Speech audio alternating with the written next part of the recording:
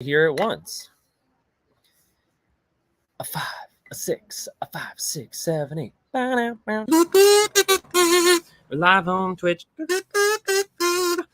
I look like a VeeFriend right now. I'm wearing VeeFriends merch from the Loyal Lobster. I have a hat. You know, this one time at BCon, what's his name? Bart Bridge gave me this billfold hat with the Dialed In Dog, and I've got a card of the Dialed In Dog sticking out of it that Lee gave me. We're just having a lot of fun. I also got a VeeFriend smile on, and I'm excited to share what will be episode 200 of the Jeremy Knows podcast. So here's the premise, and then we'll hit record and go again. I want to create a podcast that I can refer back to for people who are not familiar with any of this shit. This is a podcast for the normies. And I've wanted to record a podcast like this for a while. But I ran into an old friend this week, and she inevitably asked me that question, which is, what have you been up to? And having not spoken to her throughout the last year and a half, throughout the entirety of the pandemic, for maybe a year or two before then, I just didn't know where to start. And so my friend's name is Haley Rubin, not to be confused with my fiance, Haley Palmer. And I thought it would be fun to speak directly to Haley for this podcast episode, who is a de facto normie and also told me that they'd be listening to the podcast soon. So Mohit, I see you requested up, so I'm going to give you the stage, and then we'll dive into the show. What's up, Mohit?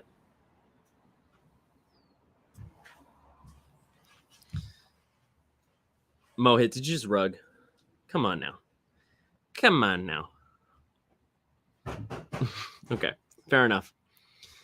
All right, let's get into the show.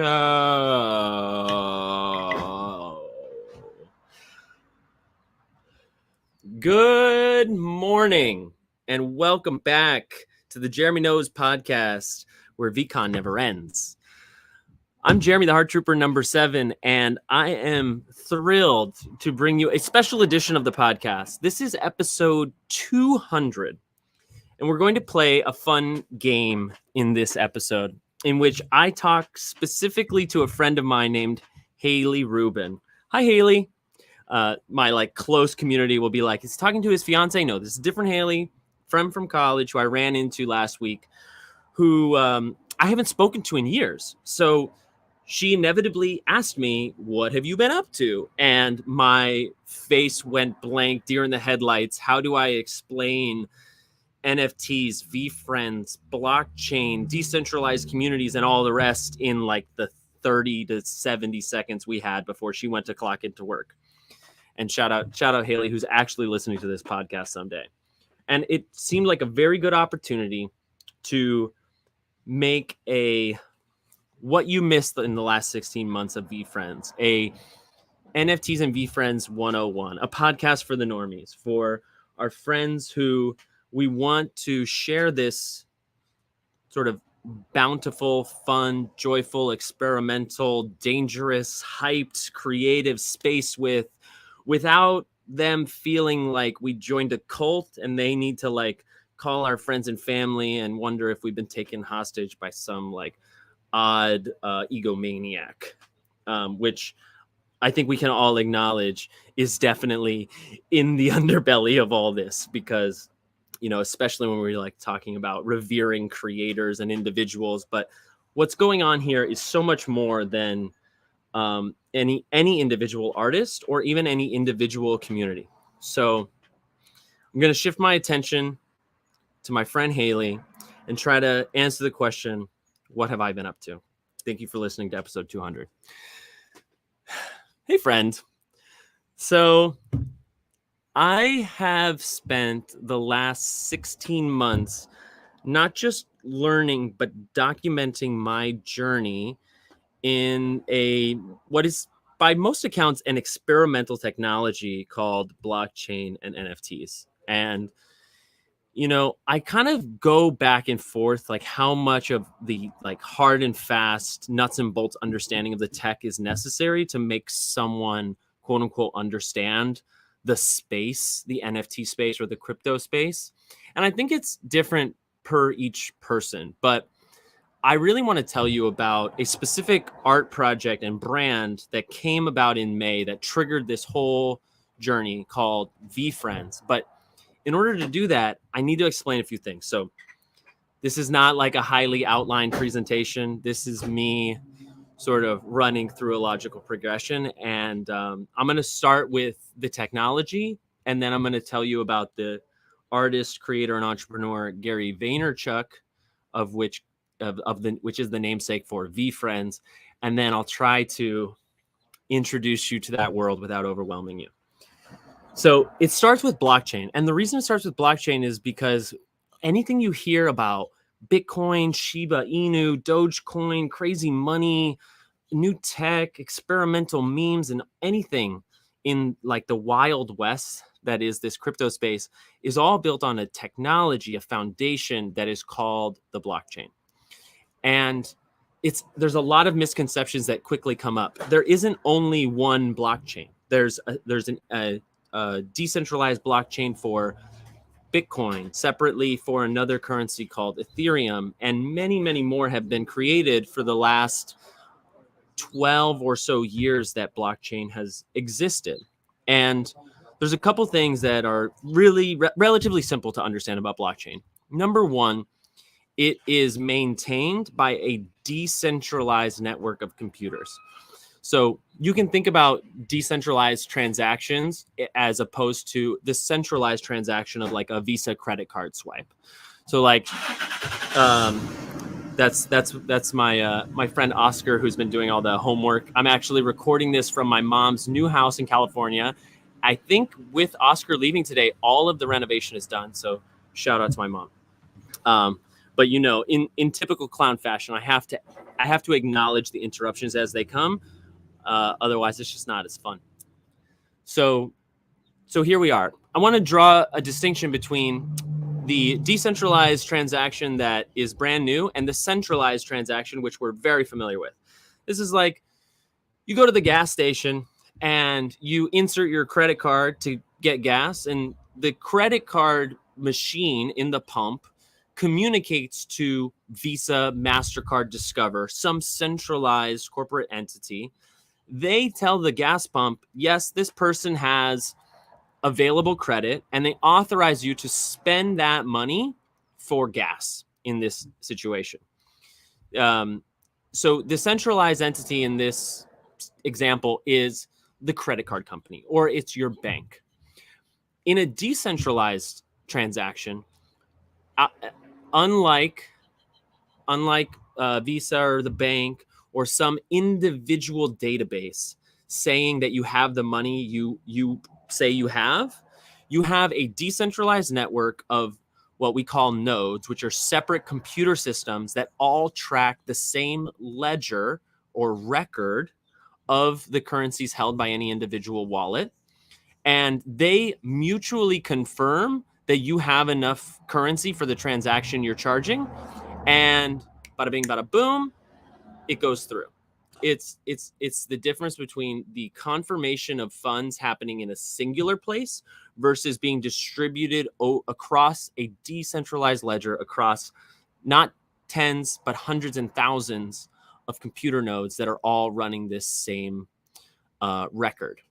So one of the things that is, there's a couple things that are quite profound about this. So the first is that by providing a decentralized record, each node holds a piece of the record that not a piece. Each node holds the entirety of the record in which they compare to the other computers.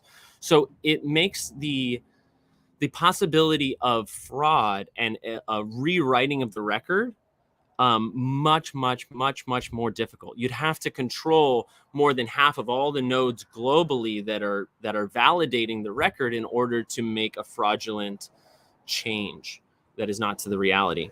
There's a lot of other dynamics about like like in Bitcoin specifically, there's these nodes, they engage in algorithmic equations that solve and require energy, which then quote unquote mine currencies. And there's all of the iterations of like how much Bitcoin or Ethereum or other currencies are mined per block of the blockchain are released at a time. But ultimately, Bitcoin is being viewed as a store of wealth because unlike the US dollar, which the government can print more money of, which we saw a lot of in the recent years, the supply of Bitcoin is established from the very first block or the very first group of transactions in which the Bitcoin blockchain completed, that there will always only be 21 million. And to this day, there's been some like, I want to say like 17 or 18 million Bitcoins mined.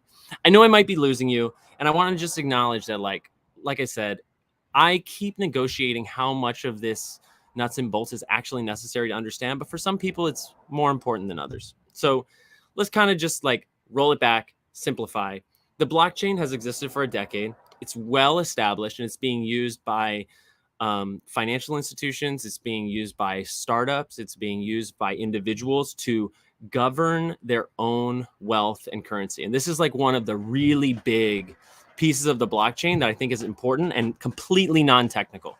It's this saying we have, which is not your keys, not your coins. This is one to remember, not your keys, not your coins.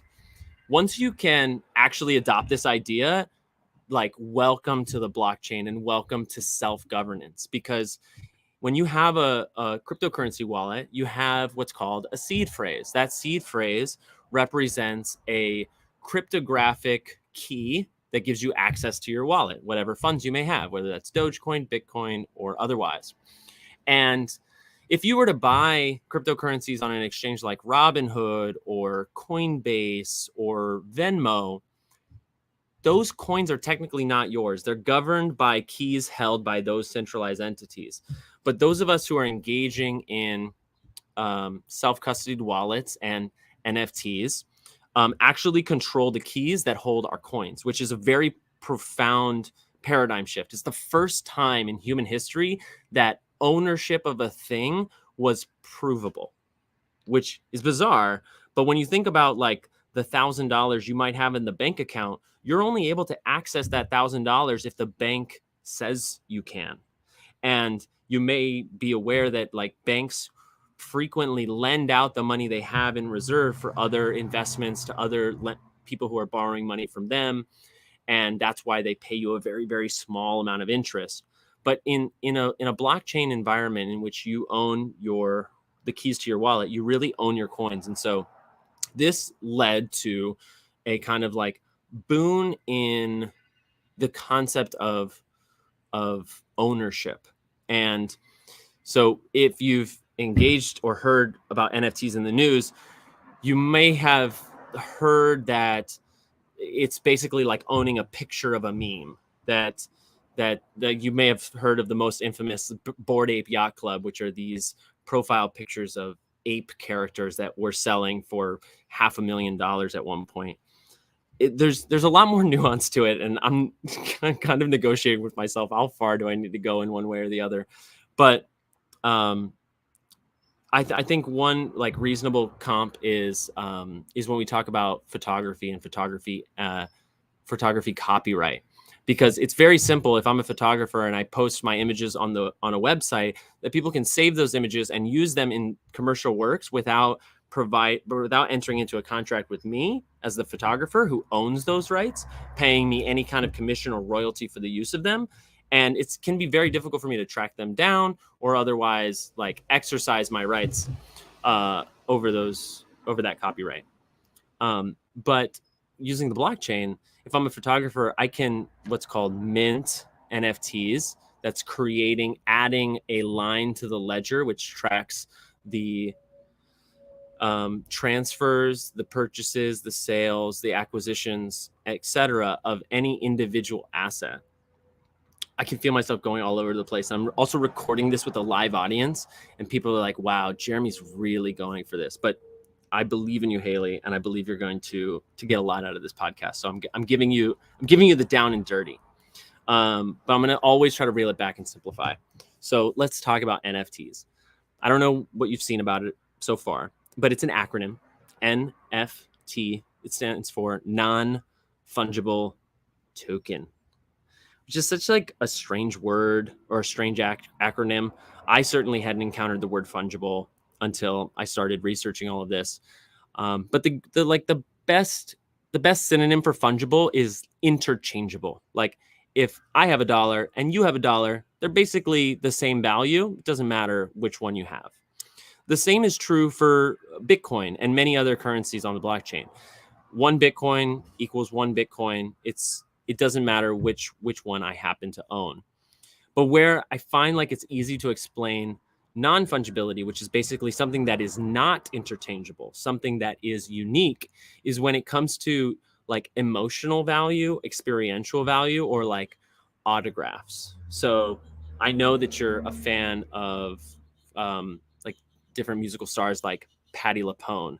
Like if I have a playbill of one of Patti's shows and you have a playbill, maybe the fact that it's yours may give you a bit of added emotional value, and you might want to keep your personal one, but it's still pretty much the same as the one I have. But if you have one that's signed by Patti LuPone and I want to trade mine that isn't, that suddenly becomes a moment in which your playbill is now non-fungible. It's unique because it has Patti's signature on it. And you can extrapolate this over and over again. Like in reality, most things in life are non-fungible. Snowflakes are non-fungible. People are non-fungible. Like literally close to everything is non-fungible, which is why it's maybe not the most useful term.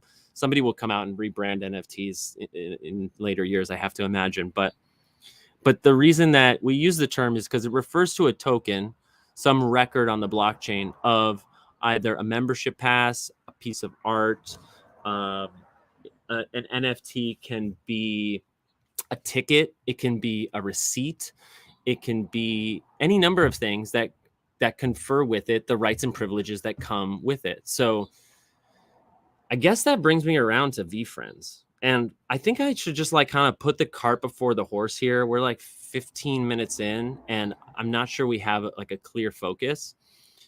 The reason that this is episode 200 of a podcast is because I got very swept up in the idea of this project called VeeFriends. So last May, Tyler, who I think you know, introduced me to this NFT project. I had no idea what NFTs were, and I'm just like, I'm looking back on it, like how little did I know? But that's like any new venture. And and these NFTs sold for anywhere from $2,000 to like $40,000, and it was very early, and I didn't even know if I would be able to afford it, and I would have to pay for it in a cryptocurrency I was accumulating called Ethereum. And so at this point in May of 2021, I only had so much Ethereum, and I had bought it cheaper than where it was at. It was like over $4,000. It was like 2 or 3 times the value. And it was kind of precious to me because I had accumulated it over like literally $10 at a time for months. But the reason that I ultimately decided I would spend it on an NFT was because of the creator. His name is Gary Vaynerchuk, and it kind of feels like you need a dedicated podcast just to talk about Gary. But he's a character who has a social profile. He definitely can be called an influencer. He can definitely be called a motivational speaker.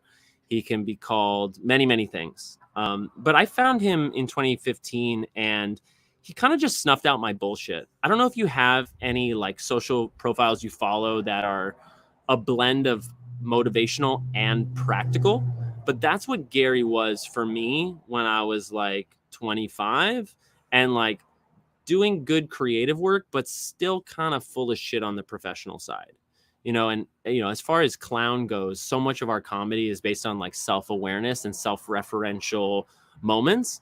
And so by this point I had already been teaching self-awareness, but that was the first unlock for me. Like he has a lot of messages about gratitude, self-awareness, empathy in the workplace, kindness as an alpha trait that I really gravitated toward.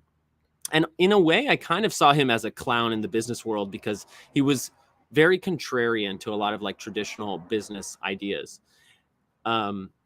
there was a second moment a few years later where he posted a piece of content about regret. He was encouraging his audience to think about life in a longer term perspective and not fret about the days, but focus on the years and like really make the most of life, which again can feel like an sometimes like empty motivational message.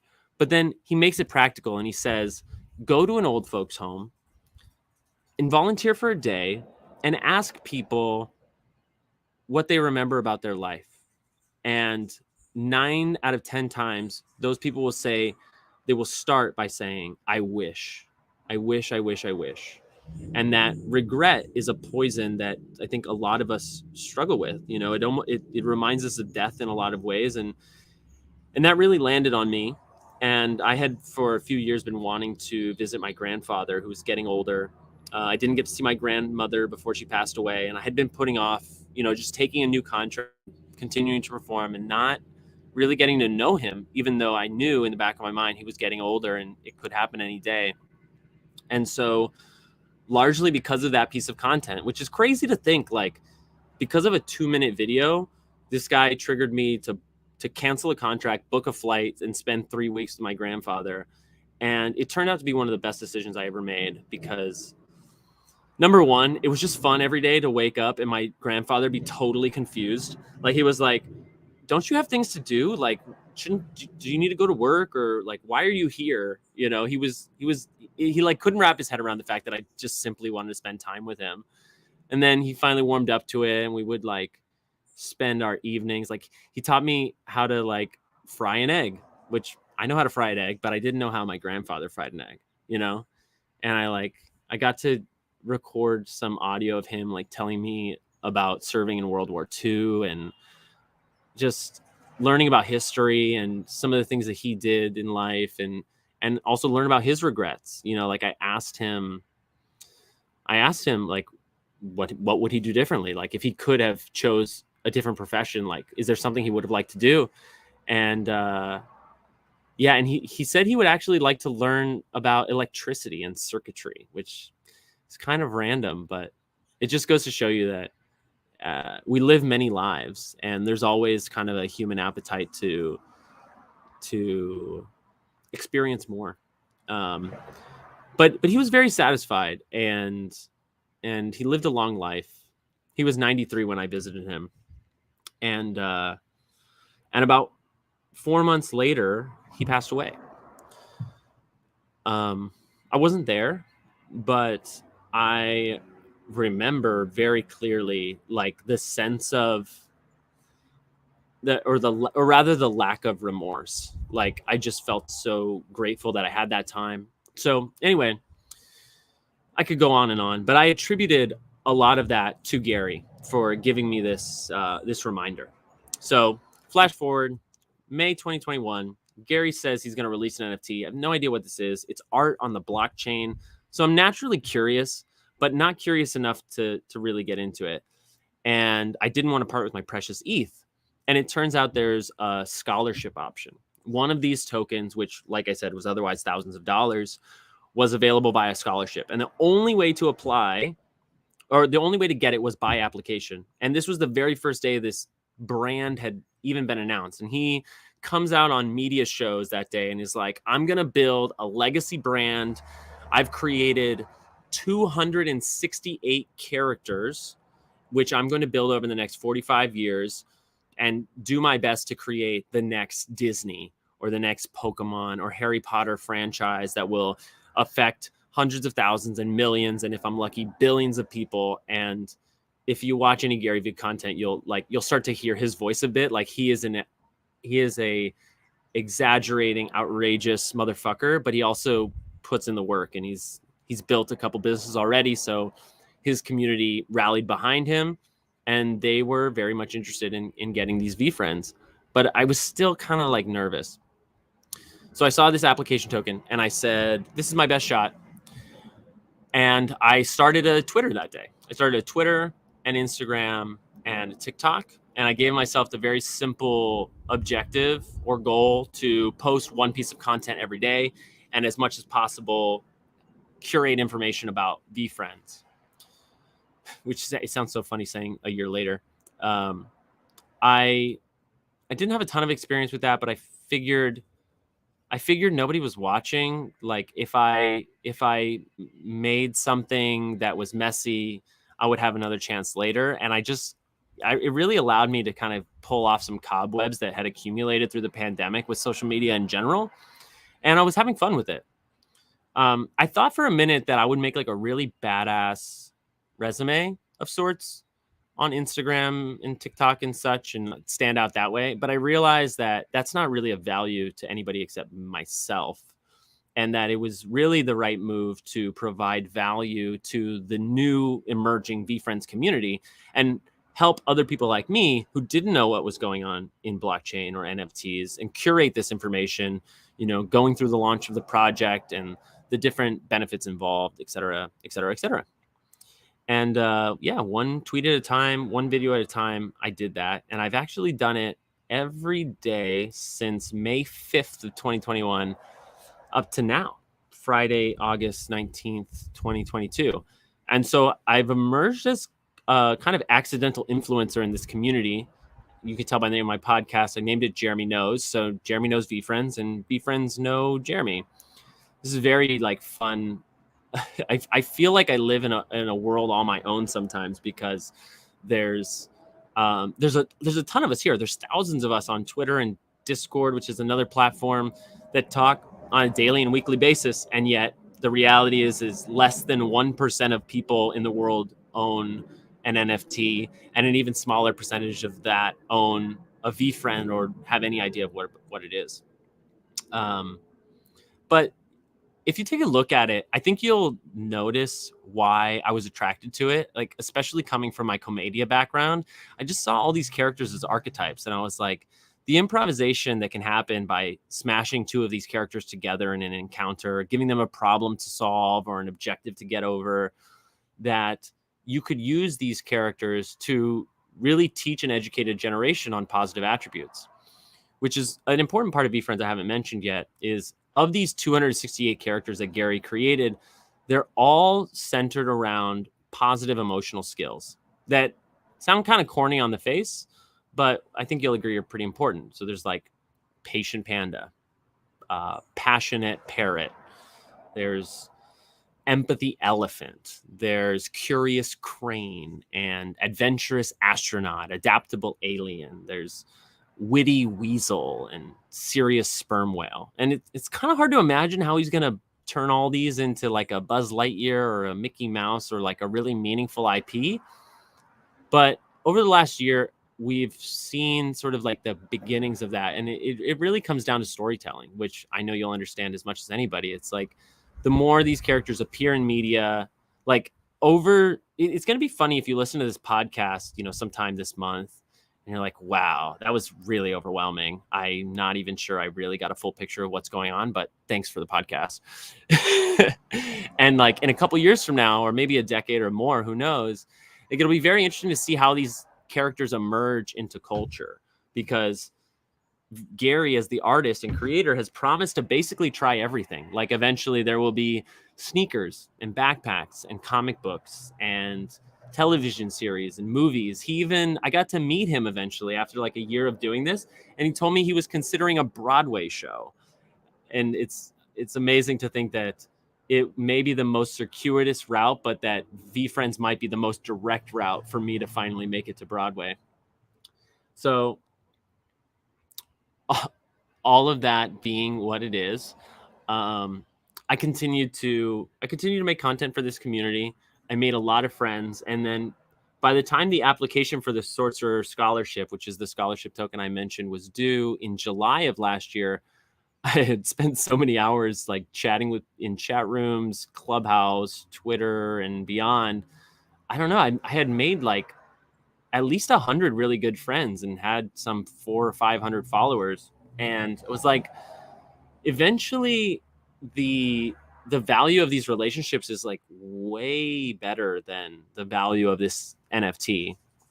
Little did I know that there would be a gold rush on NFTs, and my $2,000 investment, which I ultimately made in a character called the Heart Trooper, would run up to like $60,000 and then back down again, which is a story for another time. But I guess I want to give you an impression of not just VeeFriends as an NFT, but also this community. So because Gary Vee has made a brand for himself, talking about emotional skills like patience and empathy and gratitude, hard work, hustle, rest, tenacity, curiosity, and the like, he's attracted a lot of people like that to him. By the time he launched VeeFriends last May, he had 9 million followers on Twitter.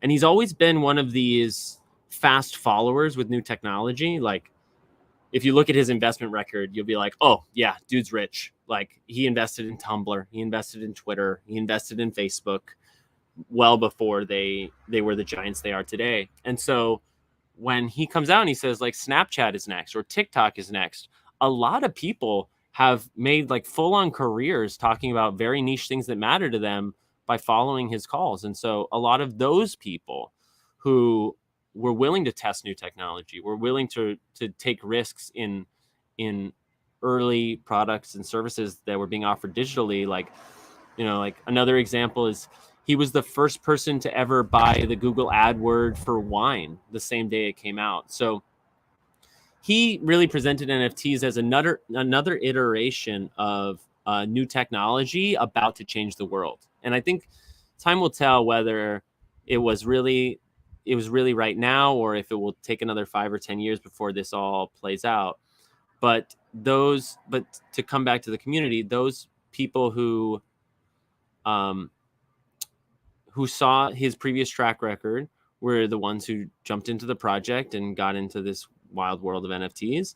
And they're also the ones that are already entrepreneurs and already idea makers and self-starters and networkers and passionate people. And so I vibed with all of that. And what happens next? I don't know. Let me take a breath.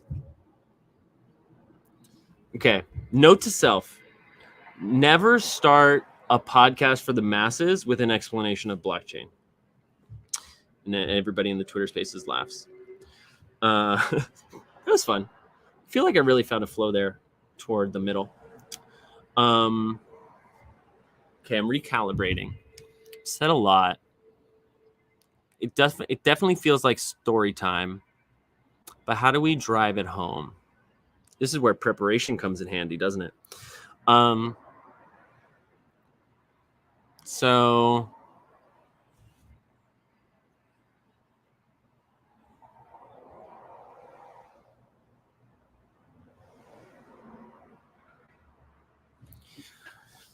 all right, we've taken a breath, and I want to do my best to give you a little recap, because there have been some like wild hills and valleys throughout this entire process, because we're collecting art on the blockchain, but it's more than that, because sometimes you're collecting like a membership pass to a club, sometimes you're getting like inside access to an artist, sometimes it's just a digital ticket to a physical event. And that was really the premise of VeeFriends. Even though Gary laid out this whole vision of developing an IP for these 268 characters, he offered up a convention called VeeCon that he would do for the next 3 years, of which your VeeFriends NFT was the only way to get access. And that was, I think, the very logical value proposition that a lot of people were able to rally behind. Although there was definitely a lot of people who, like me, just wanted to support Gary for all the things that he had provided in value to us, there were a lot of people who, when looking at an investment, needed something on the back end to say, I understand this. This is logical. I can justify this expense, because, as I said, it's thousands of dollars. And if you as you listen to this podcast, if you Google VeeFriends or VeeFriends Series 1, you'll see that the art itself, which was done by Gary Vee, is not exactly something to write home about. I wouldn't call it refined. It's well-intentioned. It's perhaps inspired, but it's by no means refined. So we have the VeeCon. And as I was saying earlier, as I was making more and more content and making more and more relationships with people in the community, I realized that every day I spent making this content, whether I won this scholarship or not, I was building relationships with people I would eventually meet sometime the following year at this VCon. But there's a lot of different layers of volatility, right? You have the volatility of the NFTs themselves going up or down in value, but they are tracked in a cryptocurrency value in Ethereum. And so Ethereum goes on these wild swings. You know, at the time I bought my VeeFriend, Ethereum was worth $4,000. And then 2 months later, it was worth $1,800. And then it went back up and came back down and went back up and came back down. And I think that's why I like want to sort of frame a welcome to VeeFriends around the community, because I think most people would agree that the most consistent aspect of VeeFriends has been the community. It's like-minded people who believe in hard work and patience and kindness, rallying together around a vision of something for the future. Now, whether or not VeeFriends can become a legacy IP like Disney or anything in that league is yet to be seen, and really the responsibility of Gary and the team that he creates. But in the meantime, there's been so much good fortune and goodwill provided between the people that were sort of brought together by these NFTs. So I'm going to do my best to give you a little introduction to it all right now. As I said, VeeFriends is an intellectual property created by Gary Vaynerchuk in order to educate and proliferate the most important human attributes according to Gary. These are a lot of soft skills like gratitude, empathy, patience, curiosity, tenacity, hard work, witty, gritty, persistent, fearless, and on and on and on. And each of those attributes has a character that's associated with it. When he released the first collection, of which there are now several, there were 10,255 of them, which is a pretty scarce asset on the blockchain. We're seeing a lot of other collections emerge with also 10,000. And so about a year later, he released a series 2 with 55,000, in which this artwork transformed, or quote unquote evolved, into a second generation. But there was a lot of groundwork laid from that first to the second collection. So to take you from May 2021, we first see a push into access as being one of the greatest value offers that a creator or artist can offer their community. So there were 300 tokens that specifically, if you were the owner of them, gave you direct access to Gary Vee, which is a very cool mechanic and something I actually integrated into my own NFT project. So for example, he has 5 characters with a FaceTime moniker. So there's the FaceTime Fly, FaceTime Flea, Fox, 5, and FaceTime Frog. And each of these tokens, if you own it, gives you a 5-minute FaceTime with Gary. That might sound kind of absurd when you find out that people are paying tens of thousands of dollars for this NFT and this access. But by all accounts, by most accounts at least, he's been able to provide a lot of swift value. It's kind of mystical the way that Gary can kind of like get to what someone's actually asking in their question and get to the root of like, what do they actually want to happen? I think he has a great intuition in that regard. But there were a lot of other variations of this. Like there's a Gone Fishing Fish, which is only one in the collection. And if you own it, you get to go fishing for 3 hours with Gary in the Hudson River, which actually happened this year. There's a Bowling Boa, where you and the other 7 or 8 bowling boas go to a bowling alley and bowl with Gary. And it's like, it's such a fun combination of things that are fun for Gary, but clearly also provide value to these holders. And so in launching this 10,000 token project, he also wanted to pave the way to show other influencers and people who had existing audiences that he anticipated would later onboard their communities into NFTs and blockchain, the quote unquote right way to do it. Something that has real value, like access to a physical event, and something that scales the amount of access that is provided from a community to a creator. At least those were my biggest takeaways early on. And then the very like slow and patient work began, because as you can imagine, whether it's making a TV show or a video game or otherwise, these things take a lot of time. And so in the meantime, VeeFriends introduced the community to several other projects, other NFT projects from different artists, some with a gaming focus, some with an education focus, some strictly about profile pictures and sort of digital identity. And at that same time, we saw I want to call it a renaissance, but certainly like a large trend of PFP, or profile picture projects. Little known fact for the NFT community that's listening: PFP actually doesn't stand for profile picture; it stands for picture for proof, and that's very important to this community because there's emerged a kind of like respect for the owner of these NFTs, that you only use a picture if you only use an NFT as a profile picture if you actually own it. That sort of picture for proof.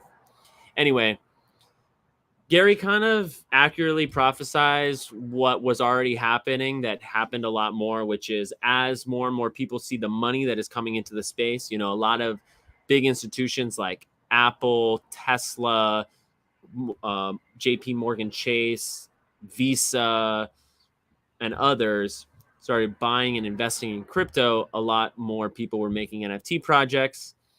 There's a lot of layers to all this. Good actors, bad actors, gold rush, investors with little knowledge of what they're actually investing in. Very like kind of like the full spectrum of human experience, honestly, throughout the entire NFT space. But as far as VeeFriends was related, it was mainly the anticipation of what would come with building these characters and VeeCon.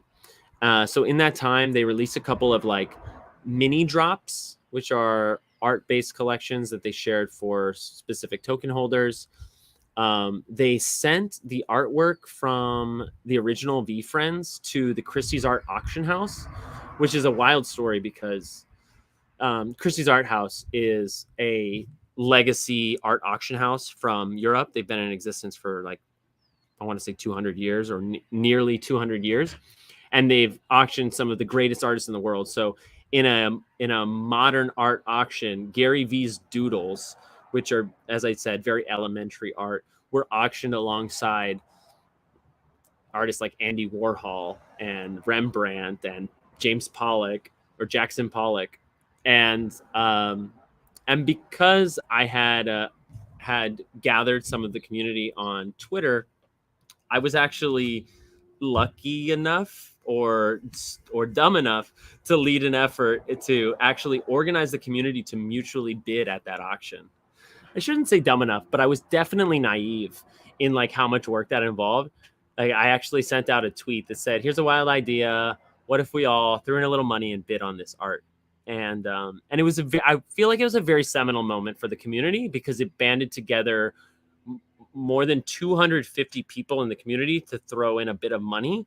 We raised multiple six figures over the course of 2.5 weeks, and I bid on the community's behalf, and we actually won a work of art at the Christie's Art Auction House by the title of Gratitude Gorilla, and it's currently sitting in a safe house in Delaware, temperature controlled, insured, and protected. And it's just like one of these adventures that, I don't know, I feel like I'm in a bit of a rant now, but I'm a bit nostalgic and just grateful for the wild ride that I haven't had to do alone. That I've had the support and the support and the guidance of all my new friends here. I think at that time, that was September, we were leading into October, and then a new NFT drop that was teased for December. So there's a new collection in the VeeFriend world called Book Games. I love that you're listening to this podcast, but I'm almost getting tired hearing myself talk with how complicated all this shit can be.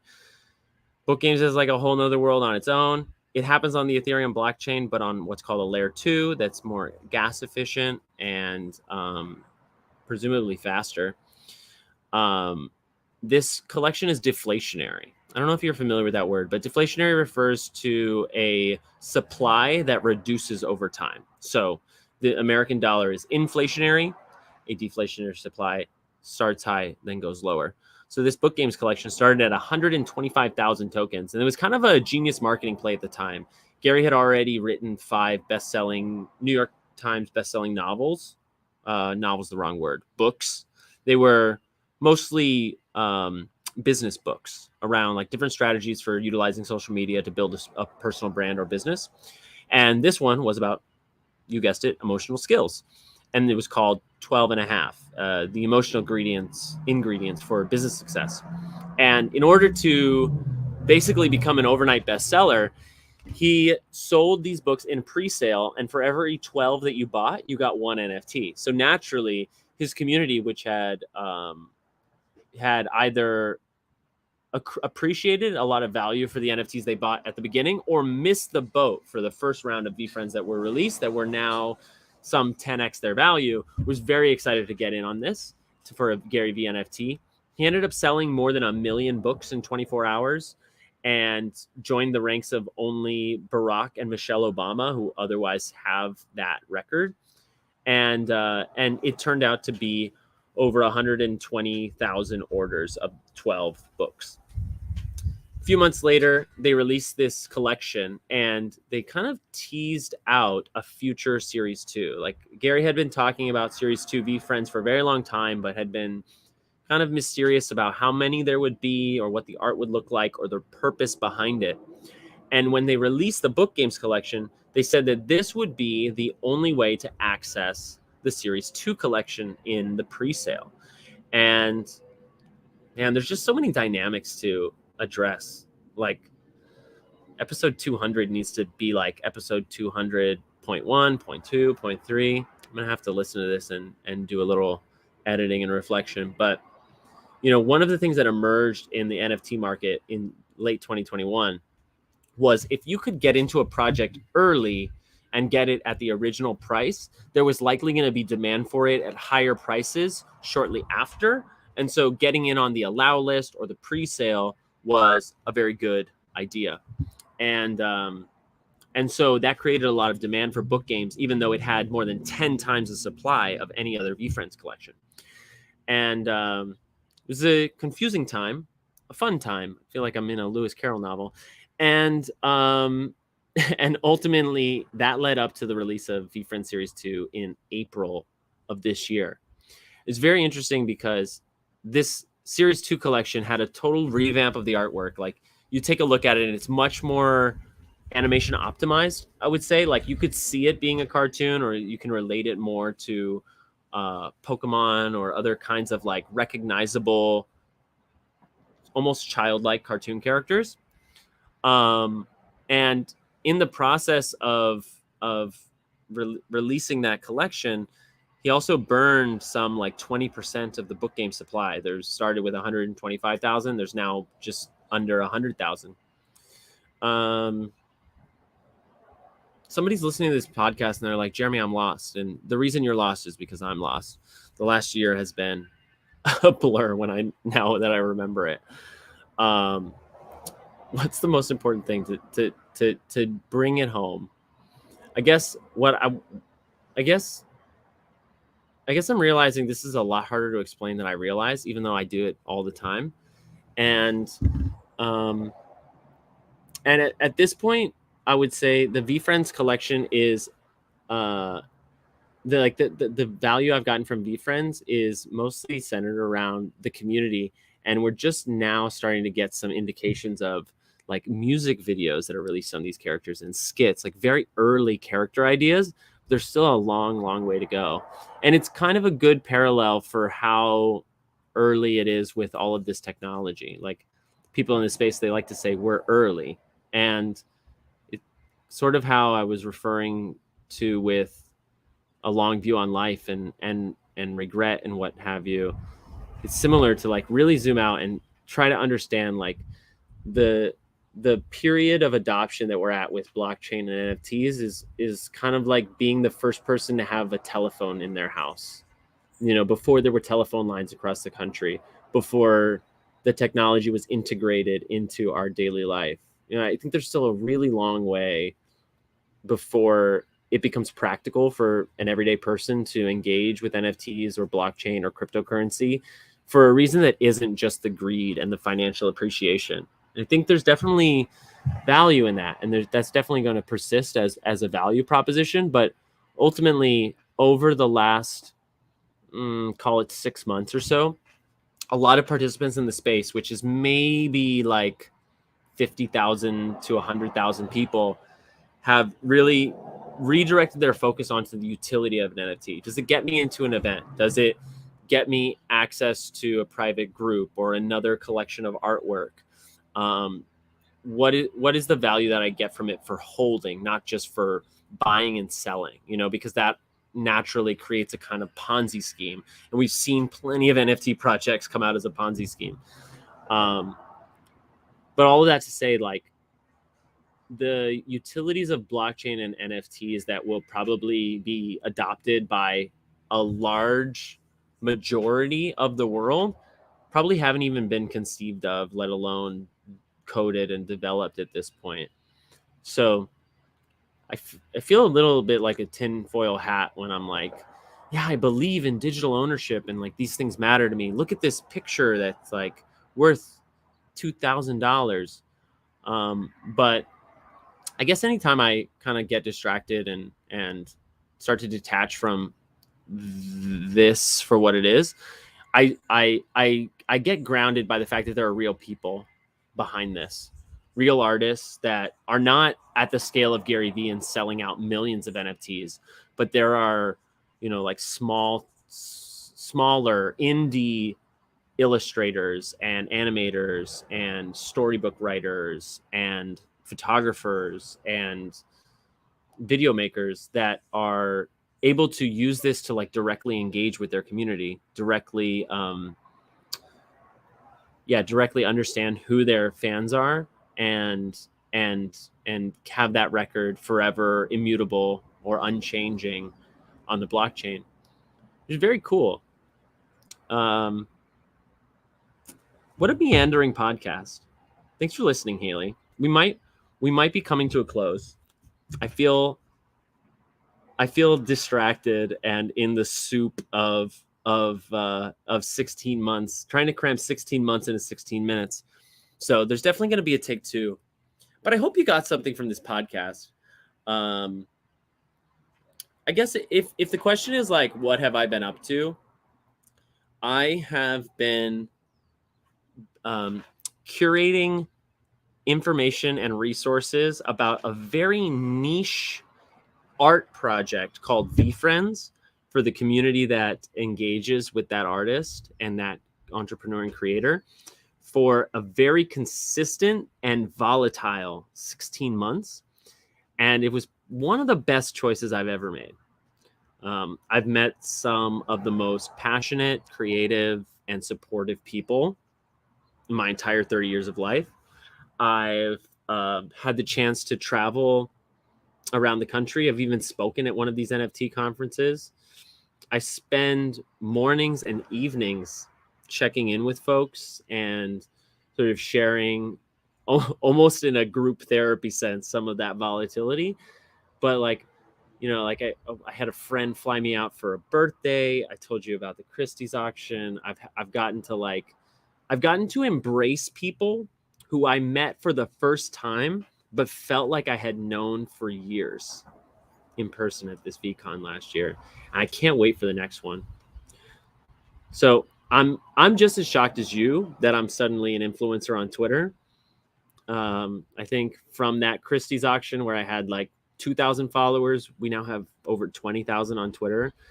And it's shocking, but I feel like I know these people better than some people we went to college with, better than some people I've known for years.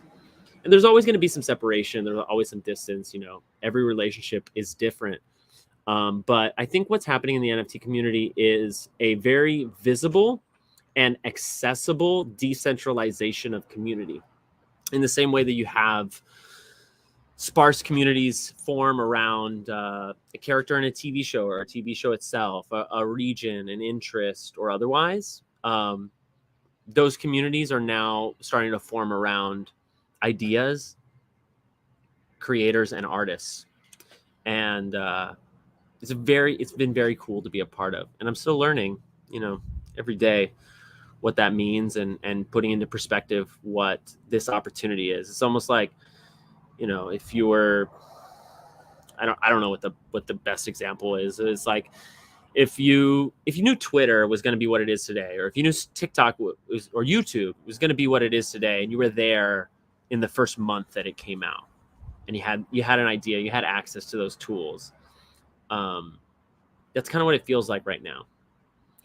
And I'm grateful for it, and I'm grateful to be able to share it with you. And so this is the 200th episode of my podcast. It's ranting, it's rambling, there's background noise, there's some 55 people listening to the live recording, and I'm simultaneously negotiating the self-awareness that I've been talking for a long time, but the overwhelming sense of gratitude that I have the privilege of doing it at all.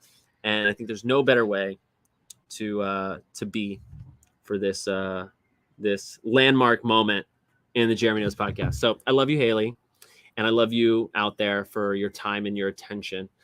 This has been what I thought was going to be a really welcoming and easy podcast for people not familiar with NFTs, and it turned out to just be turned out not to be quite that, but rather a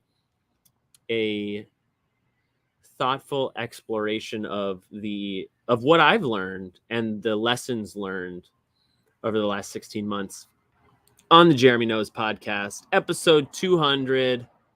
And before I close it out, I want everybody to know that we're doing several giveaways to celebrate this moment.